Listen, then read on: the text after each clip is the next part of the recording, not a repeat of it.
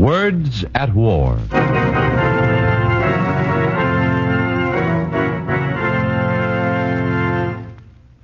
This is a dedication to those politicians, statesmen, and leaders of the world who either actively brought on this war or passively failed to raise a finger to prevent it. To those financiers, bankers, and industrialists who armed fascist Japan while she was in the very act of crushing China, and who now, in the midst of war, are still engaged in their slimy imperialist game of obtaining materials for the next war. To those leaders and their henchmen who have twisted this war into what it should not have been, and who today are both consciously and unconsciously betraying the democratic will of the enslaved people of Europe and Asia in hate.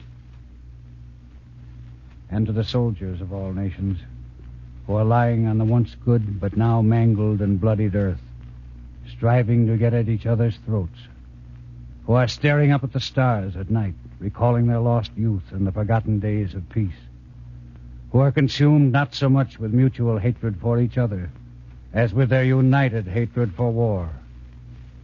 In love, this program is dedicated.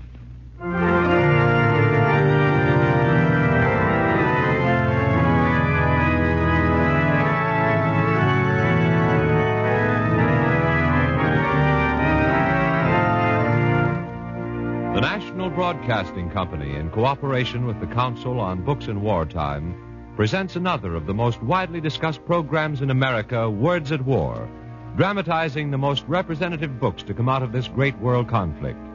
Tonight, Still Time to Die, as told by foreign correspondent Jack Belden.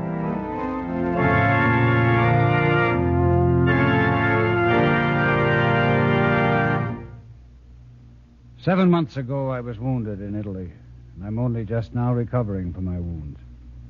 After the long and tormented years of war, it was like a dream fulfilled to lie in a hospital bed. For days, there was the wonderful thrill of tasting and filling up on such simple things as eggs and milk and fruit. There was the excitement of the free press, the moving experience of talking in a loud, unguarded tone without peering through the windows to see if anyone was listening, and the simple knowledge of being free from the slamming racket of war. Then it happened. The world of America came into my hospital room. At first, it came in with the newspapers in an editorial or a sentence by a columnist. Sometimes it came through the door with visitors or a speech by a politician. And after a while, it drove in on me like a flood. This thing, the thing that I abhorred, was in this country. On the radio, I heard, "Today, the 8th Army advanced again on all fronts, sweeping enemy resistance. It was a victorious army, fighting gloriously with a determination that only American boys have, giving the enemy blow for blow, staggering him with every exchange, waiting for that moment when they can deliver the knockout punch." In the theaters, in the newsreels, I saw and heard, "And now we see the American heavy guns in action, blasting away at the enemy. And the doughboys are carrying out the job with utmost precision, like the veteran fighters that they are. Yes, sir, you can't be Johnny Doughboy when it comes to fighting. They can take it, and they can dish it out." In Washington, high-ranking officials elected by the people were saying, "I say it's unfair to my constituents to ask them to forego their cars for the duration. I tell you, the American people won't stand for it. We have plenty of gasoline. Why, then, must the OPA interfere with our constitutional rights of driving cars on American highways? War or no war, we're not going to let the OPA get away with it." And all this time, the hero in the motion picture was telling the girl back home, "Gee, honey, it's nice to be home." I'm glad you are home, honey. You weren't worried, were you, honey? Gosh, no, honey. We all knew you could take care of those Japs. Oh, What's the matter, honey? those medals on your chest sure are sharp, aren't they? But I don't mind. After all, you're my hero, honey.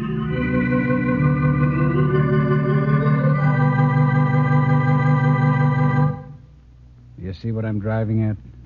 These people did not know the meaning of war. did not know the meaning of the struggle raging throughout the world. War was a remote, adventurous episode. The moving of pins on a map, the glib voice of a commentator, the smugness of an orator. When I heard these things, my heart was torn asunder. And out of the tears gushed up a stream of bitter memories. I had to tell the people what the war was all about. I had to tell the truth. Listen to me now. It isn't just to shock you that I say these things. It's to make you understand, to make you realize that we're not immune to the dangers we see abroad. We may be next. Our turn might come tomorrow, unless we stop repeating the mistakes of other nations. Because war may be remote one moment, and the next it is in your home, in your living room, ripping away at your flesh. Stop then and think. What war does to blood and bone and living tissue. To begin with, what is war? War is hell. That sounds familiar, doesn't it? Familiar and trite, a cliche. But what exactly does it mean? What picture flashes through your mind when you read the latest communique from the front? What, for instance, does this sentence mean, taken from the 7th Sporting Final? A communique buried on the bottom of the second page, printed in bold letters against the dateline, July 15th. Japs outflank Chinese troops moving north. Let me repeat that. Japs outflank Chinese troops moving north. Now, what do you see? Cold print, words upon a page? What do you see? 2 pins, one yellow, one black, a jagged line across a map? Or do you see this? They are coming! The devils are coming! Run for your lives! But how can we go? We have no money! We have no automobile! Not even hospitals! The city must be evacuated! Evacuated? But how? They are coming! Closer now! Run for your lives! The death of a city comes suddenly. One day the enemy is miles away and there is hope of resistance. The next he is pounding at the gates and panic seizes the populace.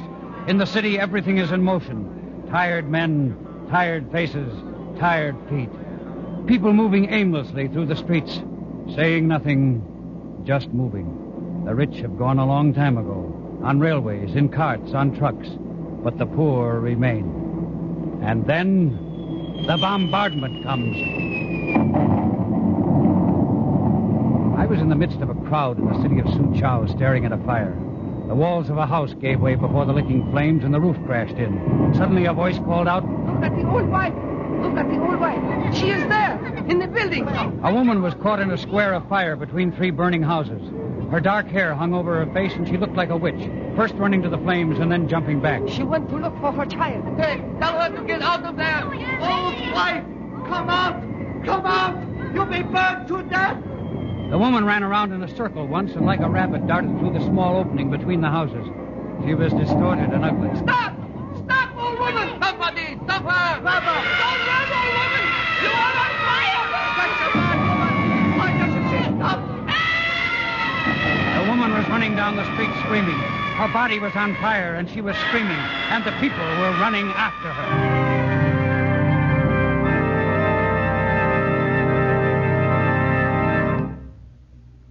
It was in the outskirts of Soochow, and I was walking with the chief of staff when we came across a peasant. He was running around a tree. He was running around, and the sight of the scene was both horrible and fantastic. It seemed impossible that the peasant could keep up his dizzy circuit. Devils. 2 devils. They came, and now there shall be no soup.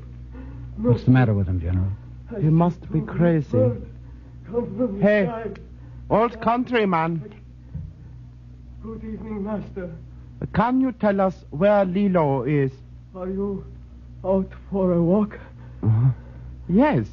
And you? Oh, no. Oh, no. Well, we are out on a walk.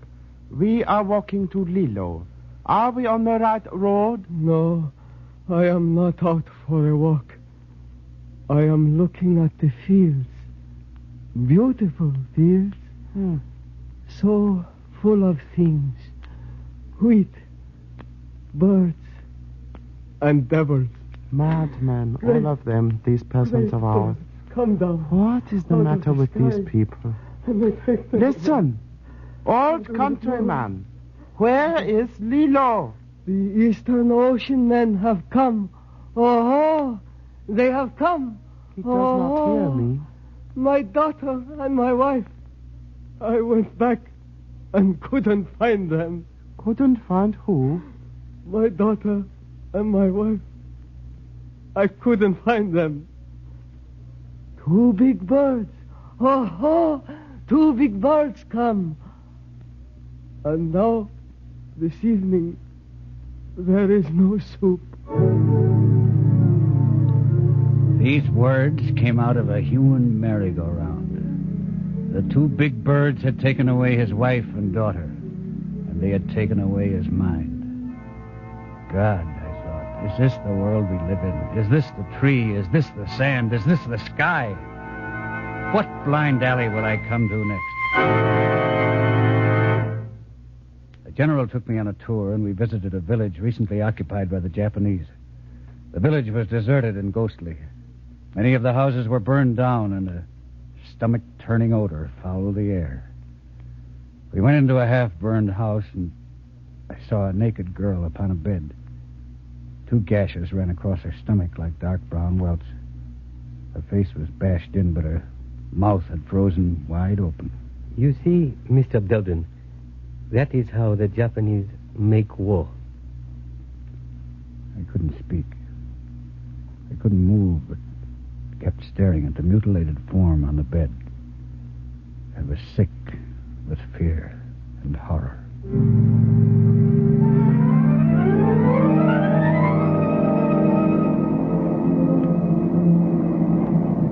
Each day the planes came earlier. Soochow was being destroyed slowly, systematically. The shrieks of falling bombs, the frightened screams of children, the ghastly moans of dying women filled the air. And in the outskirts of the city, a young girl was picking the coarse leaves from a tree. I stared at her. What's the matter, foreigner? I'm wondering why you're picking these leaves. Can it be for medicine? For food. To eat. How strange.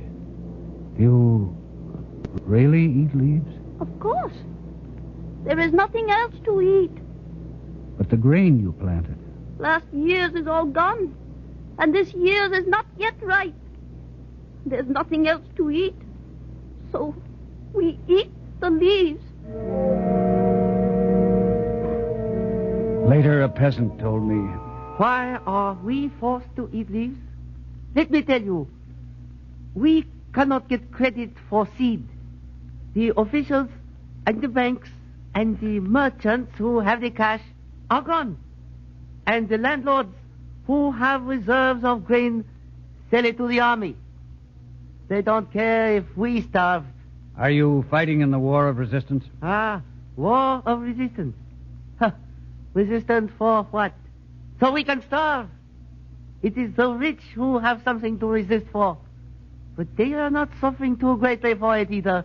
But you will fight. When they come here, when the Japanese come here, you just won't stand by. I don't know.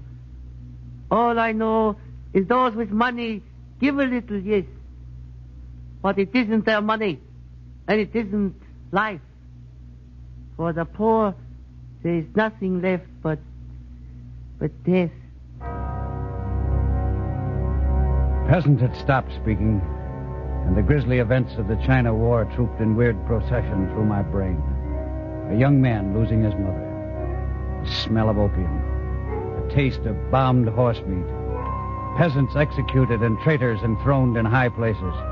And then I looked at the half-written message on my typewriter. It read, Japs outflank Chinese troops moving north. I got up, tore them at The shells were flying over the city. The crowd was milling about desperately, and the airplanes dropped their bombs. Around the East Station, there was not a clean spot to be seen, only blood, house wreckage, trash, bomb splinters. An early summer wind blew the smell of the dead and dying along the street. 3 hours later, Soochow was a dead city. The streets were deserted. Not a dog barked. In the plains beyond Soochow, the people gathered for the trek inland. But there were those who remained to fight the enemy. And among them I saw the peasant who said he would not fight.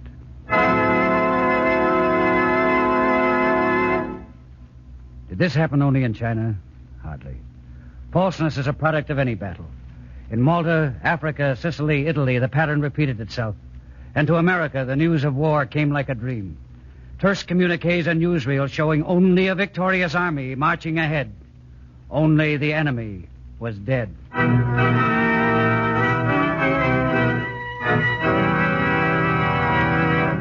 Tonight, Words at War is bringing you another vital book of our times, Jack Belden's Still Time to Die. We are now entering the 14th year of war, if we include the people of Manchuria. The 8th, if we include the people of China and Spain. The 6th, if we think it concerned only Europe. And the conclusion of the 3rd year for the people of America. During all this time, how many of us have stopped to think what a battlefield means to the fighting men? How it feels to be wounded? What it means to live in fear, to see a city bombed, your home destroyed, your women raped and your children starved? Listen tonight and find out as Jack Belden continues with his narrative. In the hospital room where I lay wounded, the nurse turned up the radio and I heard the voice of a man speaking about the war. The analyst, for that's what he claimed to be, knew all the answers. He had analyzed the whole thing with little pins and sketches. His head was whirling with maps and arrows and shaded lines, and what he said was very good, very inspiring, and very cockeyed. In the battle for the Mediterranean, it is the little island of Malta which stands out like a gleaming jewel in the military history of the world. In those dark days when the skies were black with enemy planes, it was plucky little Malta which stood alone and faced the enemy with unshaken courage and determination. It was the Maltese people who flung their challenge at the sky and dared to be conquered. You want to know what really happened in Malta? All right, then. Listen. In the spring of 1942, Malta was a shambles. An average of 175 bombers swept over our island every day. On April 7th alone, 1 million pounds of bombs were dropped by invading planes. The food situation was desperate. Rations were issued every fortnight. A can of bully beef and a can of smoked herring between two people every 2 weeks. In Valletta, 75% of the houses were knocked down. During the blitzes, all social life ceased, and life centered around sleeping and eating. We lived underground.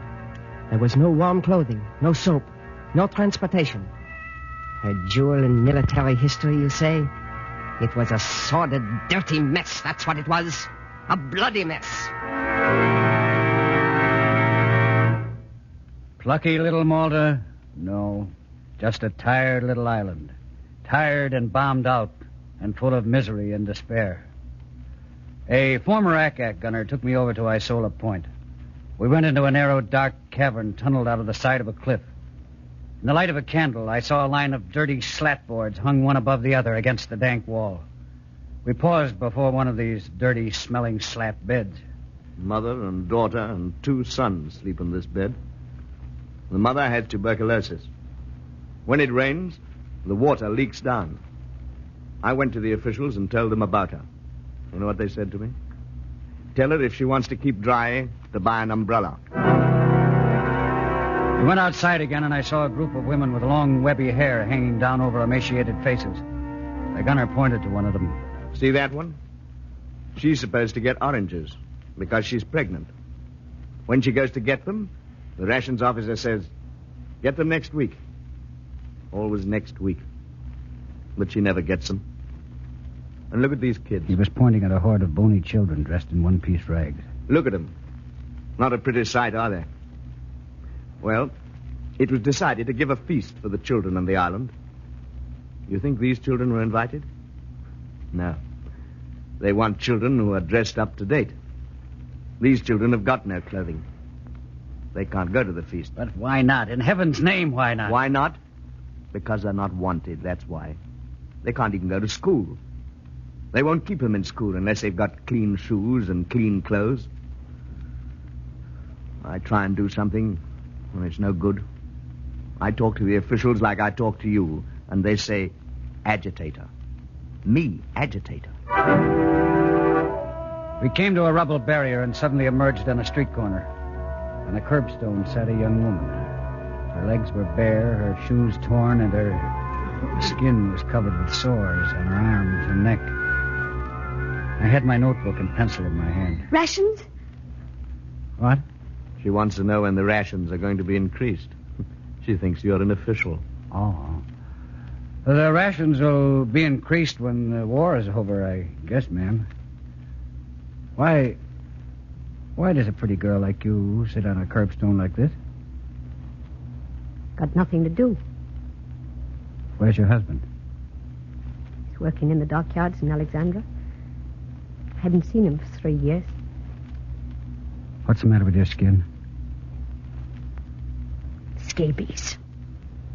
Scabies. She gets those from the bombing. Every time there's a bombing, she gets sick in her house and sores come out. 2 other women had appeared mysteriously. They clustered about us. When will the government bring clothing? And lipstick. Lipstick. I have a son. You must bring shoes and baby clothing, not lipstick or rouge. Only shoes and clothing. Bring me blue. I want a nightdress. No. I want stockings. My name is Evelyn Mitzi, and the number of my house is 51. Put that down, Sue. Put that down. Get the lips. Nightgown. Give me a Shoes. nightgown. I want Shoes and baby clothing.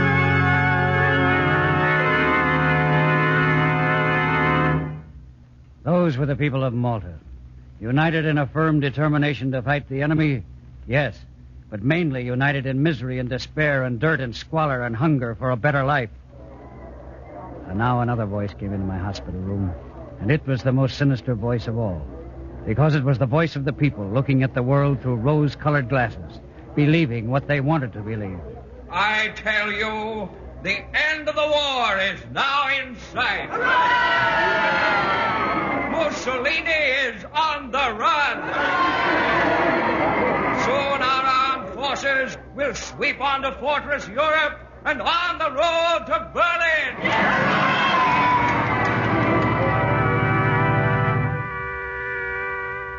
Simple, isn't it?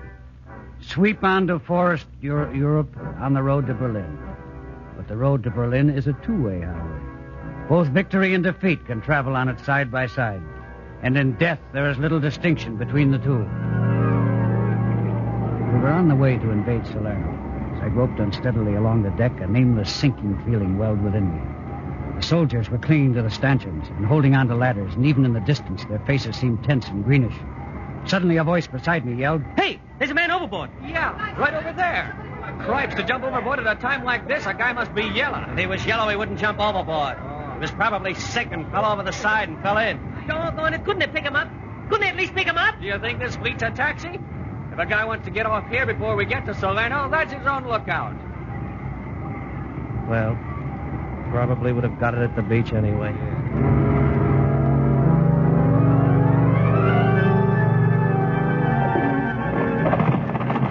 Come on, get out. Come on, boys, get out. Our duck hit the beach and we vaulted to the ground. Barbed wire clutched us. Cut the wire. The wire was cut and we moved on, over a railway embankment, into a garden, down a narrow cement irrigation ditch, through a lemon grove. Keep moving, come on, keep moving. Out now the hill. Going straight up. Climbing in a column with a man ahead of you stepping on your hands. Men weak from diarrhea, from exhaustion, from fear. And then your chest bones swelling from the climbing, your breath crushing out of you and your strength ebbing away at the very moment when you have to go into battle. And then sniper's bullets and men falling dead at your feet. But you crouch and keep climbing. Higher, higher, over the rocky pinnacle, over the top of the hill, onto a narrow plateau. You've made it. I was crawling behind the wall. I came abreast of a truck door. I made my way beyond the front of the truck and looked over the stones. Something like a baseball bat hammered into my leg. A cloud of darkness enveloped me, and a great weight pushed my leg into the ground, and the leg swelled and puffed and tried to push off the weight. And then suddenly there was blackness.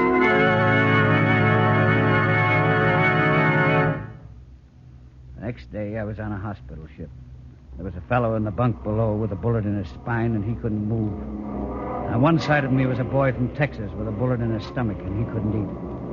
The ship was attacked by dive bombers, and listening to the thud of the underwater explosions, we wondered what would happen if we started sinking. A sailor came into our bunks. I'm so mad I'm never going to believe a commentator or newspaper guy again. What have I done now? Not you. You're just a dumb guy who gets himself wounded. But I just heard the radio say that correspondents report that the Italians lit up the beach for us. And we stormed ashore under cover of a heavy bombardment against the Germans. And everything looked like Coney Island. I'm still so mad I feel like crying. I'm mad because I heard another voice just now. A pompous, fatuous voice, smug and satisfied. A voice coming from a man with no conception of the thing we're fighting for and against. This man said to me, "Well, my friend, I guess it's all over but the shouting. Pretty soon we'll be in Berlin, and that'll be the end of fascism." Yes, the thing that I abhorred was in this country, too. For while the glib tongues wagged about the end of fascism throughout the world, I found it here, right in the United States. Bold, loud, repellent, and widespread. It was everywhere, even in the hospital. There was a nurse who said to me one day, "I'm sorry I couldn't get to you sooner, honey. But those dirty foreigners get in my hair. If you ask me, we ought to send them back where they came from." It was on the floor of Congress. Listen closely to this list of names. Letters protesting a speech I made. Lifshitz, Schwartz, Rivkin, Goldstein, Moskowitz. Well, where I come from, they call them kikes.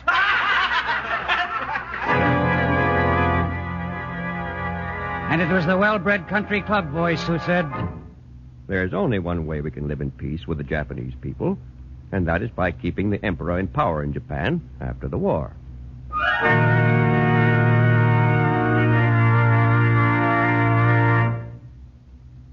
So it was, after 10 years of wandering and war, that I was furnished proof of what I'd known for a long time. That the world was all of one piece. That America, like all the rest, was sick with a dread world sickness of the soul. America, because she's a wealthy country, was getting her fascism late. The land was pregnant with reaction.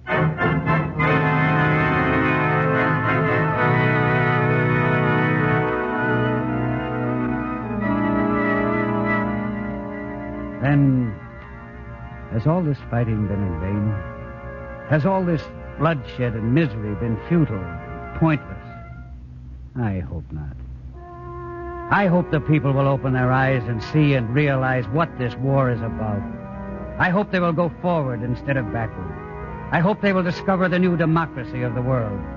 That's why I've told you my story. Time is flowing by now, and I'm going back into battle. And I hear far off the buzzsaw roar of the plains, and we who once retreated advance again. There may not be time to live in freedom, but there is time to fight for it. There is still time to die.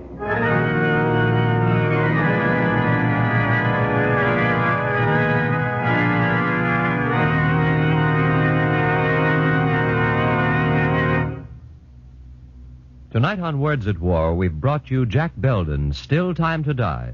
The radio dramatization was written by Ben Kagan. Walter Vaughn was heard as Jack Belden. The music was arranged and played by William Meader, and the production was under the direction of Anton M. Leader.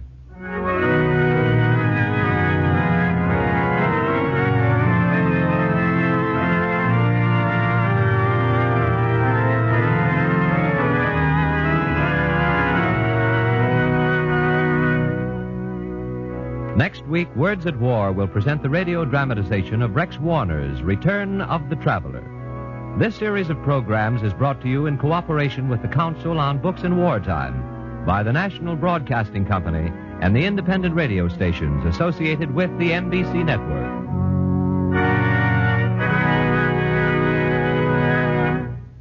Jack Costello speaking. This is the National Broadcasting Company.